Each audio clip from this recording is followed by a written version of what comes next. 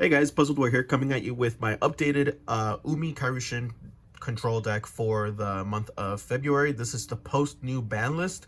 I was waiting to drop this because the ban list takes effect. Well, it took effect yesterday, but this deck has been in the works essentially since Kashtira. Not much has changed since my prior list, but some things have. Like always, before I talk about the deck, if you guys just know what it does, you guys want the deck image, it's going to be down below. If you guys have any questions, please put them in the comments section down below, and I will reply to them. And yeah, as many of you guys know, I love this deck so much. I try to theory craft a bunch of stuff in it. So this is the deck that I'm going to be running against Kashtira's. This deck has an incredible matchup against Kashtira's just because they have a bunch of different attributes. And of course, even though they do have water in their attribute type, it still makes it very clunky and very weird for them to play against. That being said, guys, let's get right to it. Like I said, not much has changed about the deck.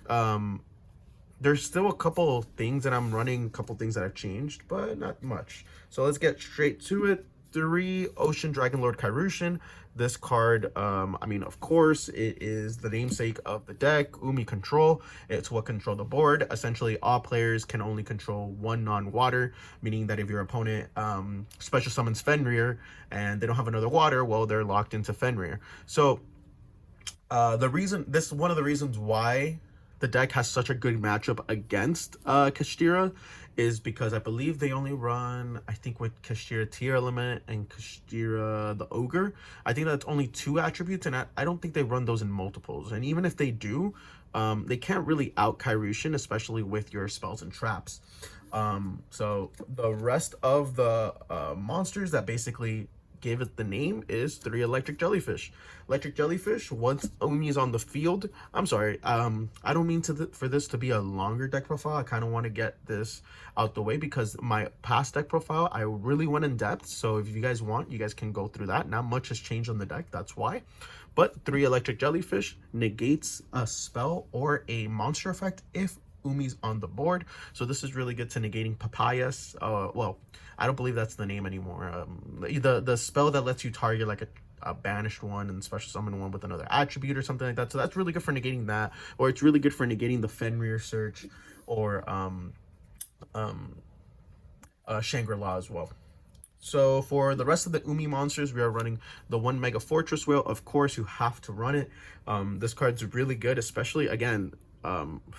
This card is a quick effect during your opponent's battle phase while Umi's face up on the field. So meaning if your opponent decides to declare an attack with Fenrir and they activate the effect to, let's just say, target something, which we do run something that prevents it, by the way, one of the reasons why the deck has a good matchup against Kashtira, you can chain its effect to target a monster and just pop it. Next card is the Doom Kraken. Of course, you have to run this card. This card is fantastic. Again, one of those cards that you kind of want to run in multiples, but like unfortunately it does break. Essentially, it lets you dodge Fenrir Banish. It lets you dodge any types of pops or effect negation by bouncing your monster, special summoning it, and then destroying a monster that your opponent controls, and ending the battle phase as well to protect more. The 1 Maiden of the Aqua. Yeah, not much to say about Maiden. I am still running Maiden. The 1 Vanilla Giga Gaga Gigo, it's your biggest one in terms of 2450. It's a normal summonable vanilla. One of the other reasons I was thinking about running the Shark package, which I will be doing a diving into Umi episode on the Shark package. So not to get too in depth in it, but I feel like that just adds a little bit too much inconsistency to the deck. If you guys know, I spoke about it in my last deck profile. I am really big into consistency, especially with control decks. You can't afford to lose any type of consistency when you're playing a control deck. You have to start strong from the get-go and you have to end strong. Consistency is a really big factor in my builds. That's why Giga Gaga Gigo, I think it's really good because not only does it work under Sea Stealth attack, but it's also normal summonable. And yeah. The 1 Kaiju, I mean, it's your outable out to almost any tower-like monsters, Shangri-La or Rise Heart or whatever the other thing is. So, just Kaiju. And then for the rest of the monsters, I am running the 2 Warrior of Atlantis.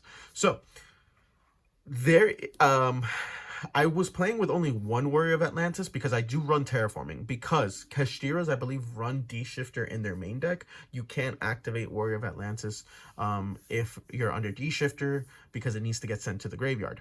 So I was running only one Warrior of Atlantis, and you can get away with that because I do run the one and, I do run the two Warrior of Atlantis plus the one Terraforming. So technically 3 ways to get into Umi.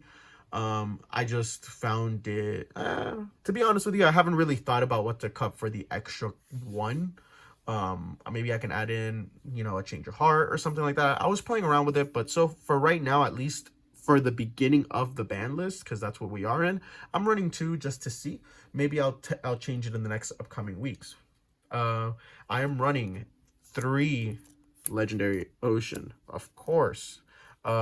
This card is needed 100%. I tried messing around. I tried experimenting with the Phantasm field spell, which is also treated as Umi, but it isn't as good. I just doing some type of testing. I always like to test, especially like when this deck is my favorite deck of all time. Essentially, this gives all water monsters a 200 attack and defense boost, but that doesn't really matter. What matters is the fact that it lowers the level of all water monsters in both players' hand and field by 1, meaning it's already pretty good against, any type of Gishki variants or sprites, So as well as it's really good against Kashtira because their water monsters go down by 1, meaning they can't XYZ. So keep that in mind. For the rest of the Umis, I am running 2 Sea Stealth and the 1 Terraforming. For some, this might be a little too overkill. I think Sea Stealth for me is the perfect number at 2 is the perfect number, especially during this format. Reason being, Fenrir targets. Okay, I'm gonna leave that out there real quick. Fenrir is an earth monster. Sea Stealth states that this card becomes Umi while it's face up or in the graveyard, and your opponent cannot target water monsters you control with non-water monster effects. Meaning that if you have Ocean Dragonlord Kairyu-Shin on the field with a Sea Stealth 2, your opponent ends up trying to attack, or you activate an effect and Fenrir uses its effect to target to banish, well, it can't target Ocean Dragonlord Kairyu-Shin. It has to target Sea Stealth. And if you have Sea Stealth, hopefully you already have a Legendary Ocean, so that just leads to more additional problems and it lets you beat over Fenrir, or at least get it off the board in some way, somehow. So Sea Stealth at 2, I think it's mandatory this ban list. Again, Kashtira targets a lot, so why not? For consistency. Oh, and of course, I'm sorry, for the Terraforming. So I was running the 1 Warrior of Atlantis and the 1 Terraforming. That was doing just fine, but I did need to fill out a spot in the deck. But again, that 1 Warrior of Atlantis spot is completely and utterly interchangeable. I do think Terraforming is way better than Warrior of Atlantis because Shifter is still a card at 3. There's still D-Fissure, there's still Macrocosmos. So, yeah, I would say if you guys want, for me, it's been working very well. I would recommend trying it out. But if you guys want, if you guys see yourself drawing into too many Umis, cut a Warrior of Atlantis to 1 and play like that, and, maybe fill out some spots. There's a lot of really good 1-of cards, or you can make a 2-of, a 3-of. 3 Fish Sonar. Again, this card is basically engaged for fish in a way. Lets you add a level 5 or higher. Lets you add a level 7 or lower Umi monster from your deck to your hand, and then it lets you special summon a vanilla from your deck. By the way, it's any vanilla, so you can get essentially, there's a 2950 Phantasm vanilla. So that's a really big beater, but there's no point in it, honestly, because you can't normal summon it for any case. So I do run the Giga. Also the type is really good. 3 Pot of Prosperity. Of course, while this card is legal, you have to run it. This card just adds way too much consistency. Just being able to dig 6 cards off the top, to dig for your Umi, to dig for your Kairyu-Shin, to dig for your Electric Jellyfish. This card is just fantastic. Yeah, essentially. If you guys don't have this, obviously you guys can replace it with extra, not a big deal. But in this deck, I believe the digging is more important than the drawing, if that makes any sense. It's better to pick 1 out of a lot than to draw 2. Not in many decks I would agree with that, but in this deck in particular, yes, you do need that. Again, for more consistency, 3 Foolish Burial Goods. 3 Burial Goods You have two targets in the deck. Both the target is fantastic, so I want to see my Kairyu as much as possible, and I want to have outs to possible Shangri-Las or possible Fenrirs or anything like that. So 3 Foolish Burial Goods. I am running the 3 Dark Ruler no more. Of course, this doesn't change. I believe Dark Ruler is fantastic. This is almost like a going second type of build. By the way, I forgot to mention that I did. I just feel like it's one of the strongest for Kairyu control. I just would prefer to break boards than to establish my boards and have them broken. So Dark Ruler no more. And yeah, Dark Ruler lets me essentially break my opponent's boards. For the traps, I am running 3 Sea Stealth Attack. This card, I still hold by it. It's one of the best trap cards ever printed, in my opinion. It lets you recycle your Umi from the graveyards, both Sea Stealth Attack 2 and Legendary Ocean. And it makes all your original level 5 or higher water monsters catasters. If they target something, you can target the water monster, banish it, and none of your face-up continuous spell or trap can be destroyed by card effects this turn. This card is just fantastic. Again, this is kind of like this is kind of like Warrior of Atlantis sort of thing, where you can cut Warrior of Atlantis out. You can cut one out, and then you can cut one Sea Stealth out, and then you have 2 deck slots for whatever you want. You could run a Rivalry of whatever, Gozen, there can be only one, etc., etc. I just like having 3 Sea Stealth Attack more because it's one less card I need to search off of Kairyu. With Kashtira format, I really want to have Sea Stealth in hand, and then I would probably more likely always search Sea Stealth Attack 2, just because it can't be my water monsters can't be targeted, and Fenrir automatically has to target Sea Stealth Attack 2. So I'd rather have this in my opening hand. I think this card is actually just stronger at 3 this format than anything else. For the rest, I'm running 2 Kairyu Dark Reef. This card sets you up, it sets your LTKs, it sets up a bunch of plays, and then Umi you control to the from field to graveyard, and it lets you special summon essentially 3 water monsters, because 2 have to mention Umi in defense, and then you can special summon out of vanilla if your opponent controls a monster. So this card is nuts. Of course, for your Foolish Burial targets, 2 Ice Barrier. Again, this card is your consistency card. It's your other way of getting into your Kaiju and or Kairyu. These are your searchable targets for those cards. Again, you're only running 1 Kaiju and 3 Kairyus, so it just makes it more consistent. Not only that, the battle effect is really good. So essentially you dump it in the graveyard, you can quick effect it. It lets you dump an original level of 5 or higher water monster, and then it lets you add a water monster from your graveyard to your hand. So you dump your Kaiju, add your Kaiju. You dump your Kairyu, add your Kairyu. So it just lets you get to your Kairyu faster. Remember, if you don't see Kairyu turn 1, you're probably going to lose the game, if you want me to be honest with you. And not only that, it has a battle effect. It has a pretty useful effect that during damage calc, well, you can activate it during damage calc because it modulates attack. You can change the opponent's monster's attack to 0, negate its effects, and it cannot change its battle position. So it's pretty good to essentially, stall out if need be. And for the last 2 cards, 2 Evenly Matches. This card's fantastic. I can honestly say I can probably drop a Warrior of Atlantis for a 3rd Evenly Match. Like I said, this is more going second build. But Evenly Match right now is fantastic card.